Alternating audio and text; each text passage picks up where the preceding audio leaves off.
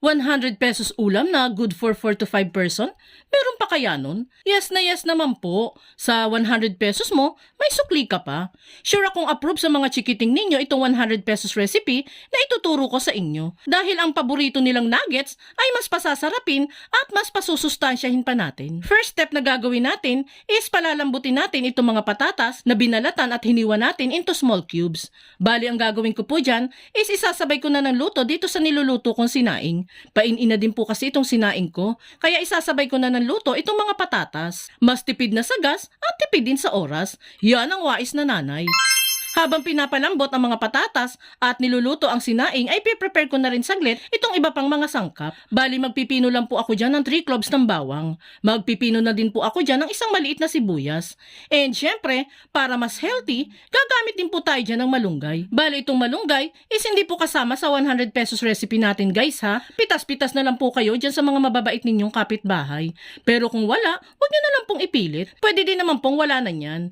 Then saka natin i-drain dito ang isang lata ng tuna.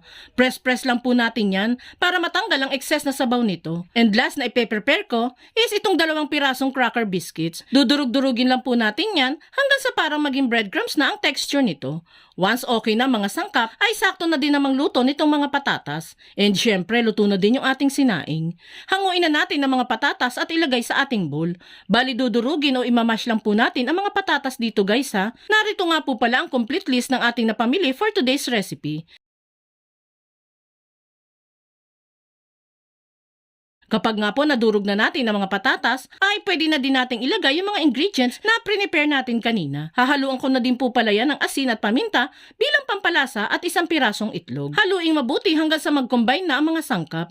At kung nakaabot ka sa part ng video nating ito, it means na interesado ka sa 100 pesos recipe na sinishare natin today. At kung sakali pong magugustuhan mo ito, pwede po bang pakipusuan mo naman ang video natin? At mag-iwan ka na din po ng comment na, I love this ulam recipe. Maraming salamat po. Bali naglagay na din po pala ako dito ng half cup ng cornstarch para mas lalo mag-bind ang ating mixture. And kapag okay na, ay pwede na po natin yung hulmahin sa ating palad. Kumuha lang ng mixture, then saka ihulma ng pa-square tulad ng mga nabibiling nuggets. And that's it guys, ganyan lang kadali.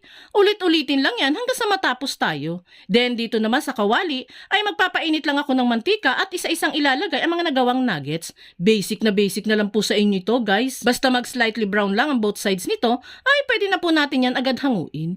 And there you have it guys, ready to serve na itong super tipid, super sarap, at super healthy nuggets na recipe natin. Kaya sa mga nanay dyan na nag-iisip araw-araw ng uulamin, subukan nyo na din pong magluto nito.